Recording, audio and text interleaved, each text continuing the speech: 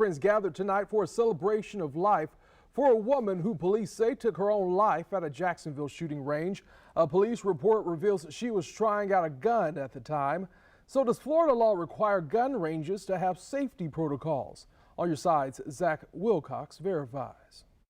The gun gallery in Jacksonville where this shooting happened has a list of safety protocols posted up on the door of the range. But does Florida law require any safety protocols for all ranges to follow? I can verify it does not.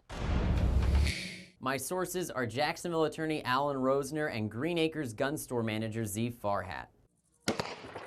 I'm not aware of any state regulation that requires a range to do anything particular to prevent a accident or an intentional act from occurring. Rosner, who's been practicing criminal law and gun crime since 1987, says ranges are not required to conduct any form of background checks for someone to rent a gun, and no permits are required to check one out. However, he says businesses have their own practices in place to keep their customers and employees safe. Many ranges have range officers that are monitoring the activity at the range.